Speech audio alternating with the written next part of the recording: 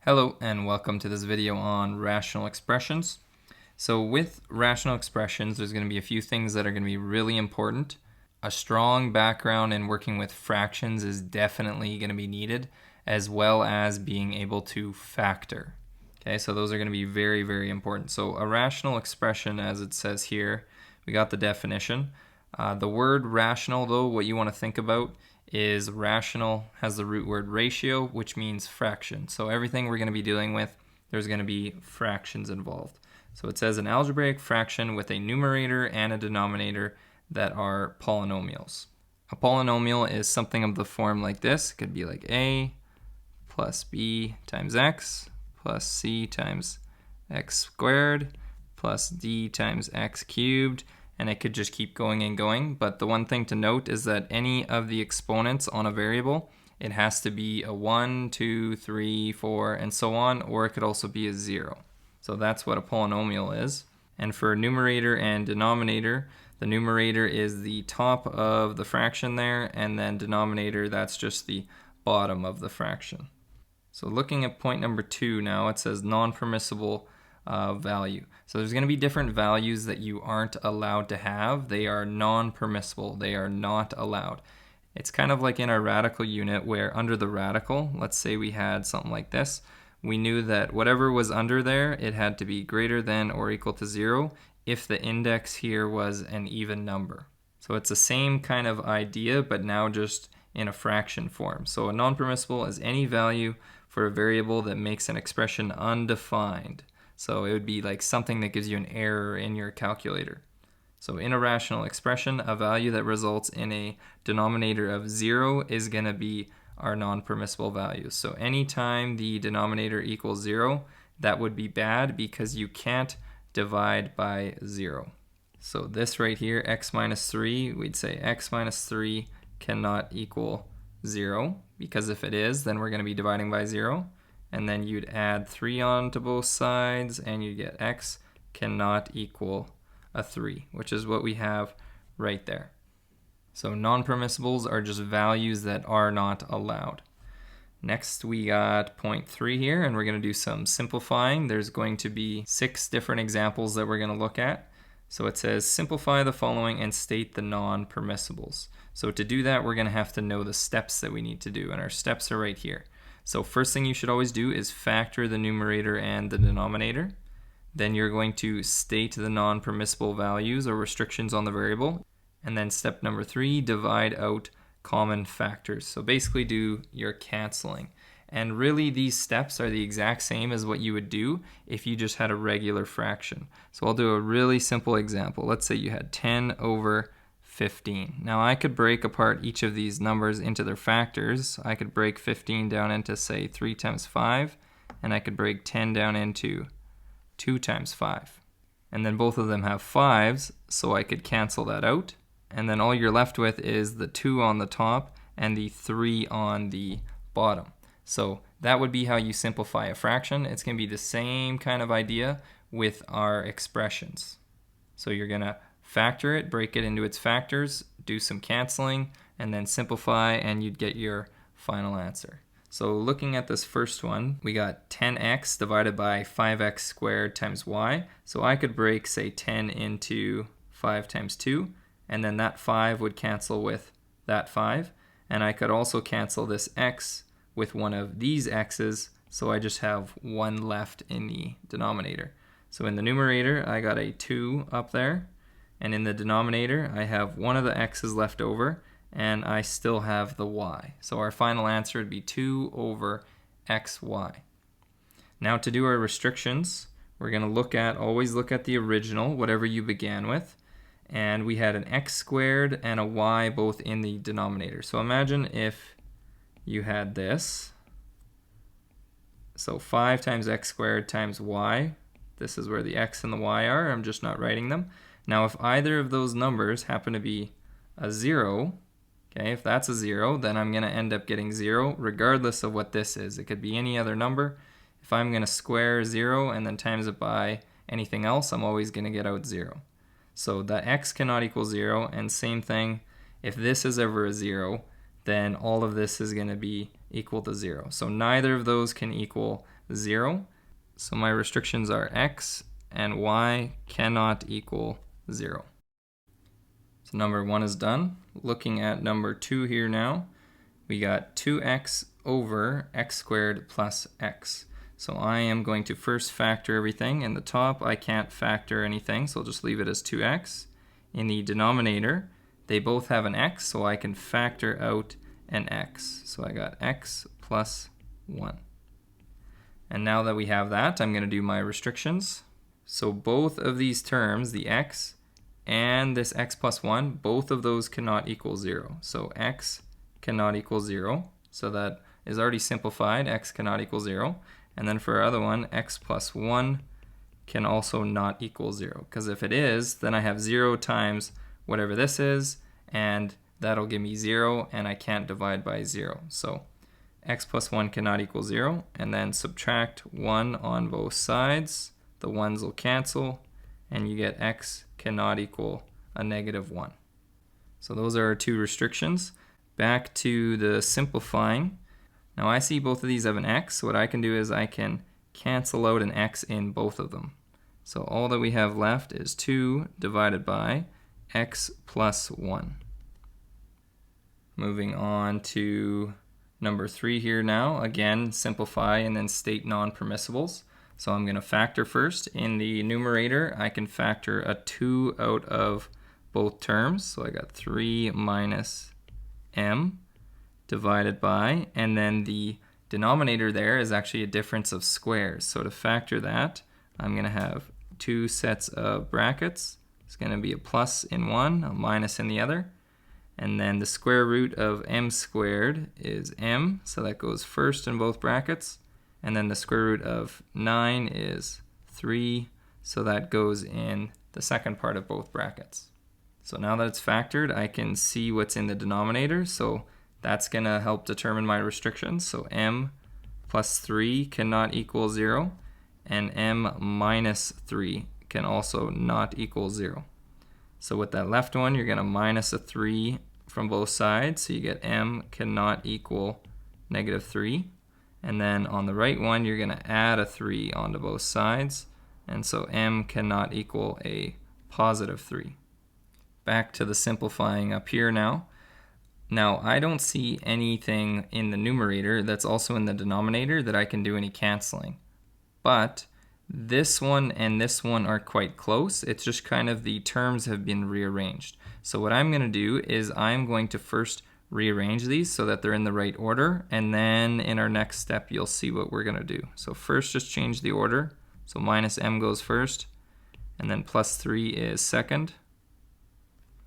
And then the denominator is still the same, m plus 3 and m minus 3. And then what I'm going to do is I'm going to factor out this negative from both terms. So when I do that, I'm going to have a negative 2 out front, and then the signs inside the bracket are going to switch. So I have an m minus 3, and my denominator is still the same, m plus 3 and m minus 3. But now I have 2 of the exact same factors. So m minus 3 and m minus 3 can cancel out, and I just have negative 2 over m plus 3. Number 4 here now, we got 3x minus 6 over 2x squared plus x minus 10. So we're going to factor. I can pull out a 3 in the numerator, so I'm left with x minus 2.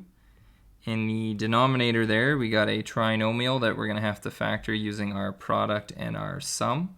So our product and our sum, we'll write out first. Product is first number times last number, so that's going to be negative 20. And then the sum is the middle number here, so that's just a plus, and there was a hidden 1, so it's plus 1. So we got to find two numbers that multiply to negative 20 and sum to 1. So that is going to be a 5 and a negative 4. Now this has a 2 out in front, so we can't just break it apart into our two factors where one has a 5 and one has a negative 4. We need to use kind of a different method to get our two factors. So I am going to use our cross product for this. So I'm going to write out my two numbers. It was 5 and negative 4. Then I'm going to draw two sets of arrows that are crossing, and I'm going to try to find factors of -10 and factors of 2 and put those here and here. So some factors of 2, I could break 2 into a 1 and a 2, so I'm going to put a 1 here and a 2 here. Now when you place your numbers, they have to go in the right spot, because if I put a 2 here, 2 times something cannot give me 5. So I have to change the order of these. So I'm going to put the 2 in the top and the 1 in the bottom. And now I can see 1 times 5 would give me 5, and then going the other way, 2 times a -2 would give me -4. So now that I've got my numbers, my factors are going to be a 2x with a +5 and a 1x with a -2. So let's write that out. So we had a 2x with a +5. I was just kind of going across.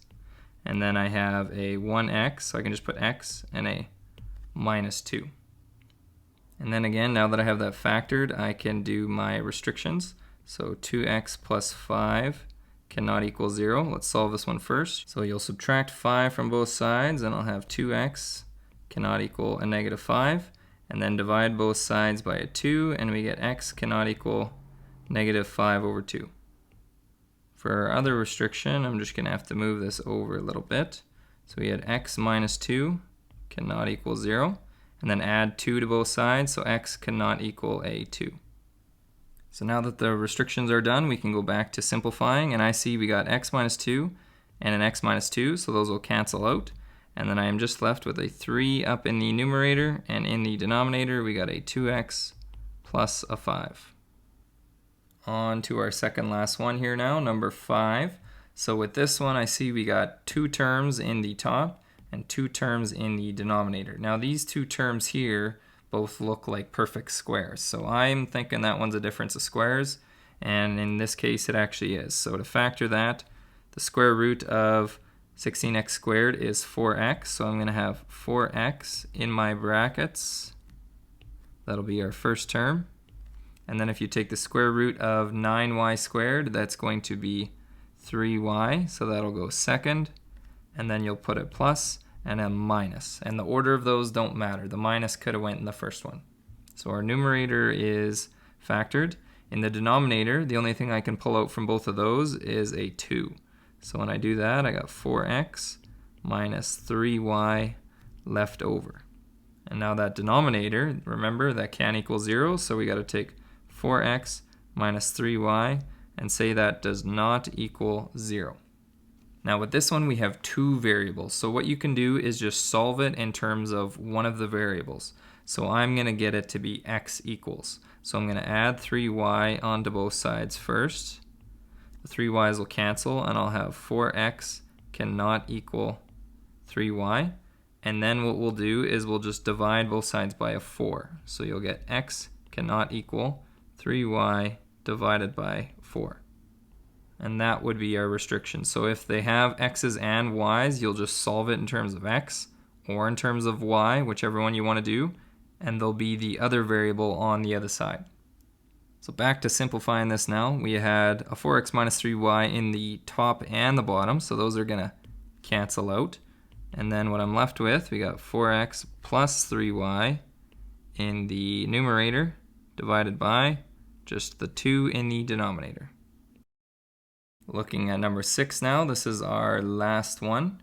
So in this one, both the numerator and the denominator are some trinomials, so I'm going to have to factor those. You could use either how we did in number 4, you could use the cross product, you could use factor by grouping, or you could use the fraction method. We've kind of looked at all of those already. So I'm going to use the cross product again.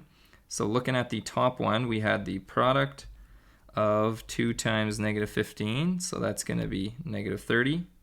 And then the sum is the middle number, so that's just -1. And we got to come up with those 2 numbers. So that's going to be a -6 and a +5. And then from there we can line up our numbers over here. So we got a 6 and the 5. And then we'll do our diagonal arrows. And then remember our first number was a 2, so we got to place factors of 2 below here. And then our last number was a -15, so we got to place factors of 15 right there. So some factors of 2 are 1 and 2. Again, I put the 2 right here so that when I multiply by something, I can get -6. So that's going to be a -3. And then going this way, 1 times something to give me 5, that's going to be a 5. So looking at this now, that's going to give us our factors. So we have a 1y and a -3. So let's write that, a 1y -3. So that's our one factor. And then our second one is 2y and a +5. So 2y plus 5. So our numerator is now factored. Looking at the denominator now, that one's going to have a product of 4 times 3. So that has a product of 12. And then the sum is -13. So sum of -13. And then we got to find the two numbers that'll do that. In this case, it's a -12 and a -1. So I'll put my two numbers over here, -12, -1. Then I got my two arrows.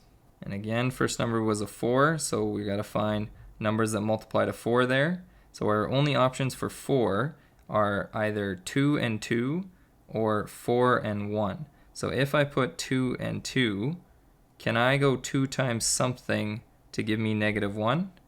I can't. So my options, I can't use 2 and 2. I have to put the 1 and the 4 like that. And again, the 1 has to go here so that when I multiply 1 times something, I can at least get -1 there. And that number is going to be a -1. Going the other way from 4 times something to give me -12, that's going to be a -3. So my first factor is a 1y and a -3. So let's write that, 1y and a -3. And then our second one is a 4y and a -1. So 4y and a -1. And now that I have my denominator factored, I can do my restrictions. So I'm going to have 4y minus 1 cannot equal 0. So you can add a 1 onto both sides first. So we get 4y cannot equal 1. And then divide by 4. So y does not equal 1 over 4. And then with our second one, we have 1y minus 3 cannot equal 0. Add a 3 onto both sides, so y cannot equal a 3. And then the last thing we got to do is just simplify our fraction here. So the y minus 3 in the numerator and the denominator, those will cancel out. And then I just have a 2y plus a 5 in the numerator, and that's all being divided by 4y minus 1 in the denominator. So that was our last one. At the bottom here now, we got our textbook questions. So it's on page 317.